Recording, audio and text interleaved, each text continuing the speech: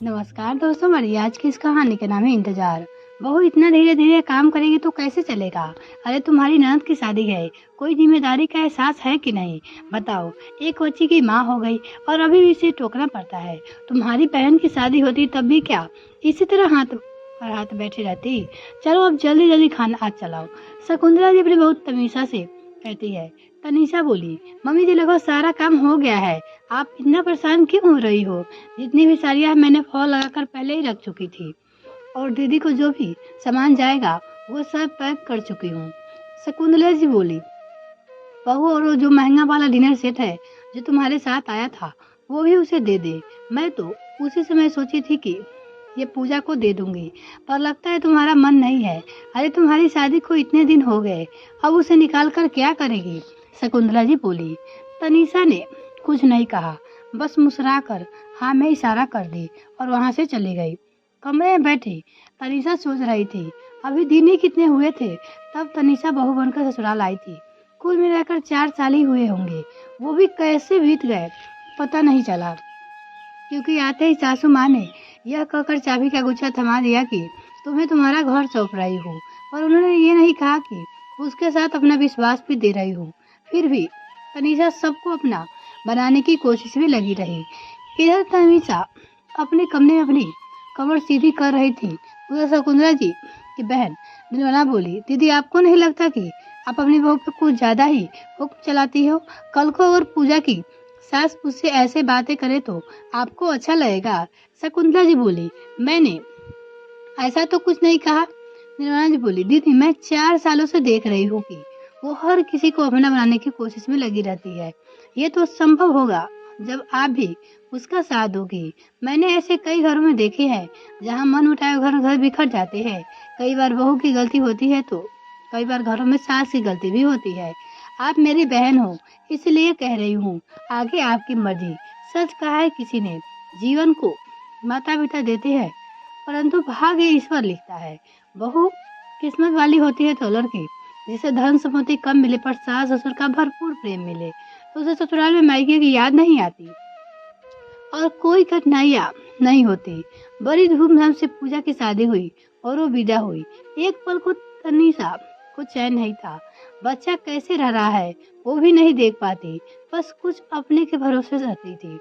सगे संबंधी को विदा करके फिर भी तनीषा अपनी पुरानी जीवन शैली में लौट गई।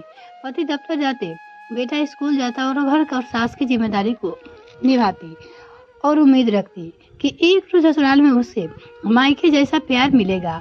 कुछ रोज बाद पूजा का वो कमरा खाली था। तनीषा उसकी साफ सफाई की, पूजा की पुरानी तस्वीरों को दीवार पे बड़े सुंदर तरीके से लगाया और उसे कमरे में बेटे की पढ़ाई और खेलने के लिए तैयार कर दी और पूजा की सारी चीजों को व्यवस्थित ढंग से एक अलमारी में रख दी। तभी शकुंतला जी आई, बोली, बेटी मेरी इस घर से गई नहीं कि तुमने इस कमरे पे अपना अधिकार जमा लिया। अरे आगे चलकर सब कुछ तो तुम ही लोगों का होने वाला है, पर अभी से अधिकार जताने की क्या जरूरत है। तनीषा बोली, नहीं मम्मी जी, ये हमेशा दीदी का ही कमरा रहेगा। बस मैंने इसमें हर्ष यानी कि बेटे के खिलौने और कुछ किताबें रख दी है ताकि अभी से उसे आदत लगेगी अलग कमरे में पढ़ने की। शकुंतला जी पोते को प्यार करते हुए बोले, चलो अच्छा है, बुआ के कमरे में रहने से उसकी आदतें इसमें आएगी। आखिर इसकी अपनी बुआ है, ये तो गद्दारी नहीं करेगा, वरना आजकल की भाभी ननद के जाते ही हर चीज को अपने नाम करवाना चाहती है। तभी तो मेरी बेटी को इस घर से इतनी जल्दी भेज दिया। तनीषा मुस्कुराते हुए बोली, मम्मी इन 4 सालों में मैं इस घर में और अपना बनाते बनाते अब थक गई हूँ। मैं तो इस घर को अपना मानती हूँ। अब ऐसा क्या करूँ जो आप मुझे अपना मान ले। मैं कुछ भी कर लूँ, आप कभी खुश नहीं होती। इतना कहते हुए तनीषा की आंखें नम हो गई। शकुंतला जी बोली, बहू मैं ये सब तुमसे ऐसे कैसे कर रही हूँ। मेरे बेटे रोहन कितना परिवर्तन आया है। पहले वो माँ बहन सबके लिए वक्त निकालता था और अब उसे तुम्हारे बताए हुए कामों से फुर्सत ही नहीं मिलता। तो और क्या कहूँ, तुमने मुझे माँ समझा ही नहीं। अगर माँ समझती तो मेरी ये तकलीफ भी समझती। शकुंतला जी बोली, तनीषा बोली, मम्मी जी माफी चाहूंगी, पर आप माँ बनने की बात कर रही हो। मैं तो आपको पहले दिन से ही माँ समझती आ रही हूँ। जब तक आप बहू को बेटी नहीं समझेंगे तो हमारा रिश्ता मजबूत कैसे होगा। आपने कभी ये बातें अपनी बेटी के खुलकर पूछी कि आखिर उन्होंने शादी के लिए एक बार में हाँ क्यों कर दी? क्योंकि उन्हें वो लड़का एक बार में ही पसंद आ गया था। आपको बताने में शर्म आ रही थी। फिर तनीषा ने शकुंतला जी को सारी बातें बताई। शाम में रोहन दफ्तर से लौटकर आए। तनीषा की आंखें लाल देखकर बोले, क्या बात है, मैं तुम दुखी क्यों लग रही हो? वहीं बैठी शकुंतला जी मैं करते हुए बोली, हाँ हाँ, अपनी माँ की परेशानी नहीं दिखती, बीवी की आंख लाल दिख जाती है। रोहन बोले, माँ ताली एक हाथ से नहीं बहती। 4 साल में मैं आपकी बहू से इतना तो जरूर जान गया हूँ कि ये कभी भी किसी चीज की शुरुआत नहीं करेगी। अगर आप दूसरे घर में परेशानियां को अपने घर में नहीं देखना चाहते हो तो थोड़ा बहुत आप भी दोनों को समझौता करना ही होगा, वरना आप दोनों का रिश्ता टीवी की सास बहू वाला ही रहेगा। इतना कहकर रोहन वहां से चला गया। धीरे धीरे समय बीते गया। तनीषा अपनी कोशिशों में लगी रहती। जब कभी टूटने लगती तो उसकी माँ समझाती, बेटा एक अच्छे परिवार को बसाने में औरत को बहुत कुछ सहना पड़ता है, तभी तो सुखी संसार बसता है। तनीषा की माँ कहती थी, समझती हूँ, घर में कुछ लोग अभी भी तुम्हें अपना नहीं बना पाए, पर मुझे विश्वास है अपनी बेटी पर कि वो पत्थर को भी मोम बनाते क्षमता रखती है। पति और कुछ लोगों को प्यार और प्रोत्साहन से तनीषा की जिंदगी आगे बढ़ने लगी। देखते ही देखते समय गुजर गया। अब तो बेटा भी तनीषा से ऊंची कद का हो गया था और दादी की आंखों का तारा बन गया था। एक शाम तनीषा रोहन से बोली, आपकी बहन की 15वीं सालगिरह आ रही है, याद है कि नहीं? क्यों न उन्हें कुछ अच्छा सा उपहार दिया जाए? आप क्या कहते हैं? वो बोली, ऐसे तो मम्मी जी अपनी तरफ से जो देना होगा देगी, पर हमारा भी कुछ फर्ज बनता है। रोहन बोले, तुम भूल रही हो कि हमारा बेटा अब पढ़ाई के ऐसे मोड़ पे है जहाँ पैसे ही पैसे खर्च होंगे, और अभी तो महीना का आखिरी समय चल रहा है, ऐसे ही हाथ तंग है। पर उस पर तुम अच्छा उपहार देने की बात कर रही हो। अरे माँ जब दे ही रही है तो हमें अलग से देने की क्या जरूरत है? तुम कितना भी कर लो, तुम्हारे लिए उनकी सोच बदलने वाली नहीं है। अब तो हार मान जाओ, उसके पति बोले। वो बोली, इतने सालों में हार नहीं मानी तो अब क्या मानोगी? हाँ, अपनी बहू के आने से पहले अपनी सास की बहू कम बेटी बन जाना चाहती हूँ, तो क्या ज्यादा चाहती हूँ? अब तो माँ भी नहीं रही जिससे कुछ सलाह लो, इसलिए आपसे पूछ रही हूँ। मुझे याद है माँ हमेशा कहती थी, अपना फर्ज निभाती रहना, सोचने वाले तुम्हारे बारे में क्या सोचते हैं ये सोचकर अपना मन कभी दुखी मत करना और खुश रहना। दूसरों की बातों से अपना मन दुखी अब मैं नहीं करती। देखिएगा, जिस दिन मम्मी जी हमारे रिश्ते को अलग नजर से देखेगी, उनके मन का सारा मैल निकल जाएगा। रोहन बोला, तुम जानती हो पूजा की शादी को मैंने लोन लिया था, अभी तक चुका आया हूँ, और अब बेटे के लिए एजुकेशन लोन लिया हूँ। मेरी हालत तुमसे छुपी नहीं है, फिर ये लेन देन की बातें क्यों करती हो? मैं जानता हूँ कि तुम रिश्तों को सुधारने के कितने आंसू पी गई है। इतना कुछ सुनने के बाद भी तुम पूजा के लिए तैयारी करना चाहती हो, मानना पड़ेगा तुम्हारे धैर्य को। तनीषा बोली, वो धैर्य क्या जो छोटी छोटी परेशानियों से टूट जाए? अब छोड़िए उन बातों को, कुछ अच्छी बातें कीजिए। मैंने उनके लिए ये साड़ी, और आपको याद है मम्मी जी ने मुझे मुंह दिखाई में एक झुमका दिया था, उसे तो मैंने आज तक पहना भी नहीं है। सोच रही हूँ कि माँ की चीज बेटी को ही दे देती हूँ, पूजा जी खुश हो जाएगी।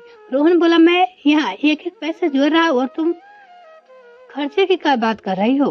तो बोला, थोड़ा सोच समझ कर खर्च करना, क्योंकि कुछ ही दिन में पैसों की जरूरत पड़ेगी। ऊपर से माँ का हर महीने की इतनी दवाई भी आ जाती है। तनीषा बोली, आप चिंता मत कीजिए, मैं घर के खर्चे में कटौती करती जाऊंगी, सब पूरा हो जाएगा। तभी उधर शकुंतला जी बोली, बहू पूजा की सालगिरह की तैयारी हो गई है। रोहन बोला, माँ हमारी हालत आपसे छिपी नहीं है, फिर आप ऐसी बातें कैसे कर सकती हो?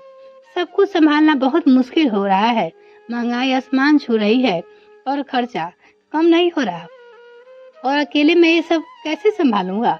शकुंतला जी बोली, ये सब तो उस वक्त सोचना चाहिए जब बीवी को लेकर बाहर घूमने जाते थे और ससुराल वालों पे खर्चा करते थे। रोहन हैरानी से माँ को देखने लगा तो तनिषा बोली, आप क्यों परेशान होते हैं बेकार में, पुरानी बातें फिर से शुरू हो जाएगी। वो बोली, जब मैंने इंतजाम सब कर लिया है तो परेशान क्यों होना, चलिए जाइए, आप कपड़े बदलिए, मैं खाना लगाती हूँ। सब पूजा के घर सालगिरह पहुंचे। शकुंतला जी बोली, बहू अगर मैंने उपहार दूं तो तुम्हें बुरा तो नहीं लगेगा। वो बोली। तनिषा हंसकर बोली, हाँ मम्मी जी, बिल्कुल, आप घर की बड़ी है, आपके हाथों से उपहार दिया जाएगा। इतना कहकर उसने उपहार शकुंतला को दे दिया। शकुंतला जी ने खोलकर देखा तो बोली, बहू ये तो वही झुमका है जो मैंने तुम्हें दिया था। चलो ठीक है, फिर ये हल्का नहीं होगा, वरना अपने मायके की चीजें अगर तुम देती तो अब तो मेरी इज्जत ही खराब हो जाती। और उपहार बेटी को दे दिया। पूजा उलट पुलट कर उपहार देखा और तंज कसते हुए बोली, भाभी मेरे ही घर की चीज मुझे दे रही हो, चलो ठीक है। रोहन तनिषा की तरफ देखा। तनिषा बोली, क्या हुआ, आप मुझे ऐसे क्यों देख रहे हो। रोहन बोला, देख लिया, अगर अपना जिगर भी काट कर दे दोगी तभी इन्हें खुशी नहीं मिलेगी। आखिर कब तक ये सब करती रहोगी। तनिषा हंस कर बोली, बहुत पुरानी किताब में पढ़ी थी, गिरकर उठने वालों की हार नहीं होती, कोशिश करने वालों की कभी हार नहीं होती। रोहन पत्नी की इस अदा पे फिदा था। हर परेशानियों को हंसते हंसते वो किनारे कर देती थी। वही उसकी माँ बहन इतना कुछ होते हुए भी कभी खुश नहीं होती थी, हमेशा नकारात्मक सोच के साथ जीती थी। कुछ सब समाप्त होने के बाद वो सब घर लौट आए। तनिषा शकुंतला जी से बोली, मम्मी जी आज तो आप बहुत खुश होगी, जब बेटी की सालगिरह की गिनती बढ़ती जाती है तो माँ बाप से ज्यादा खुश कौन रह सकता है। शकुंतला जी बोली, हाँ वो बात तो है, बस थोड़ा उपहार में कमी लगी मुझे, अब क्या किया जाए, जब देने की इच्छा ही ना हो तो कोई कितना खर्च करेगा। इतना कहकर अपने कमरे में चली गई। रोहन बोला, देखा तुमने, तुम कितना भी कर लो माँ खुश नहीं होगी।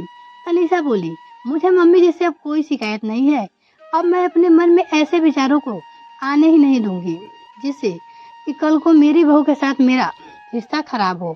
और जिस दिन मम्मी जी को एहसास हो जाएगा कि मैं उनके लिए क्या भावना रखती हूँ, देखिएगा आपसे ज्यादा वो मुझे प्यार करेगी। इतना कहकर तनिषा मुस्कुराते हुए लगी। बेटी बहू की बात शकुंतला जी ने सुनी तो उन्हें लगा कि तनिषा हमेशा इस परिवार के लिए भी सोचती है। वो सुन ली, फिर भी उसे हक का प्यार नहीं दे पाई। आज और पहले भी अपनी ही चीजों को नंद को देने का समय वो एक बार भी नहीं हिचकिचाई। क्या उनकी बेटी अगर तनिषा की जगह होती तो ये सब कर पाती। ये सवाल शकुंतला जी के दिमाग में घूमने लगी। अगले दिन रोहन यानी उनका बेटा दफ्तर जाने लगा तो माँ के पास आकर बोला, माँ तनिषा तो आपको अपना मराते मराते नहीं थकी, पर अब मैं थक गया हूँ। अब कम से कम दूसरे के बारे में छोड़कर अपनी बहू के बारे में तो सोचना शुरू कीजिए, क्योंकि कल को वो भी सास बनेगी तो उसे आप क्या सिखाना है चाहती हो, वो अपनी बहू के साथ कैसा व्यवहार रखे। उम्मीद करता हूँ कि आप उनसे अच्छे से सीख दोगे, क्योंकि मेरी माँ दुनिया की सबसे अच्छी माँ है। इतना कहकर रोहन दफ्तर चला गया। शकुंतला जी सोचने लगी, सच में अगर बहू की जगह पूजा होती तो उन्हें कहने पे भी वो अपनी चीजें नहीं दूसरे को नहीं देती। कुछ सोचते हुए शकुंतला जी अपने कमरे में गई और कुछ ढूंढने लगी। कुछ घंटे बाद पूजा पाठ करके तनिषा के पास गई और बोली, बहू ये तुम्हारे लिए है। तनिषा सर से बोली, ये क्या है मम्मी जी। शकुंतला जी अपनी बहू से बोली, आजकल मैंने तुम्हें कुछ दिया नहीं और अगले महीने तुम्हारी भी तो सालगिरह है आने वाली है, तो मैंने सोचा पहले ही कुछ दे देती हूँ। पता चला है कि कहीं मेरा दिमाग तेरे दिल पे हावी ना हो जाए। इतना कहकर वो हंसने लगी। तनिषा ने दीवार खोलकर देखा तो उसमें एक बहुत ही सुंदर सा झुमका था। शकुंतला जी बोली, बहू तुम कहती हो ना कि मैंने बस तुम्हारी सास बनकर रह गई, मम नहीं बन पाई। आज ही मैंने तुमको देखकर कह रही हूँ कि ये झुमका तुम्हारे लिए ही बना है, इसमें मेरे जीवन भर का छुपा प्यार है और आज तुम्हें दे रही हूँ, अपने बहू से बोलती है। शकुंतला जी ने कि इतने कहते ही तनिषा उनके गले से लग गई। उन दिन से तनिषा एकदम जमीन पे गिर गई। शाम को जब रोहन घर आए तो देखा तनिषा गुनगुना रही है।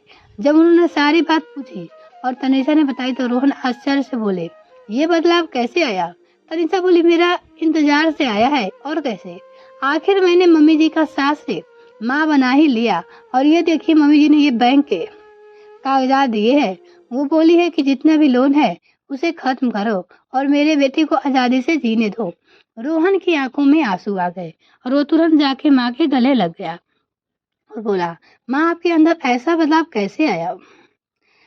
शकुंतला जी बोली, बेटा सामने वाला अच्छा व्यवहार करे तो कोई भी इंसान कितने दिनों तक नाराज रहेगा। लो मैंने बहू की तरह बन गई। रोहन बोले, माँ सही मायने में आज मैं बहुत खुश हूँ। मुझसे ज्यादा खुश और कोई हो ही नहीं सकता। माँ की मदद से रोहन ने पूजा की शादी का लोन चुकाया और बेटे के पढ़ने के लिए भी बाहर भेजा।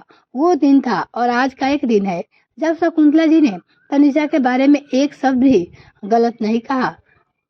अब तो हमेशा तनीषा की ढाल बनकर रहती थी। एक लड़की को ससुराल में इससे ज्यादा और क्या चाहिए। यह कहानी आपको कैसी लगी कमेंट में जरूर लिखिएगा। अगर आपने अभी तक चैनल सब्सक्राइब नहीं किया तो प्लीज सब्सक्राइब कीजिए। बहुत बहुत धन्यवाद।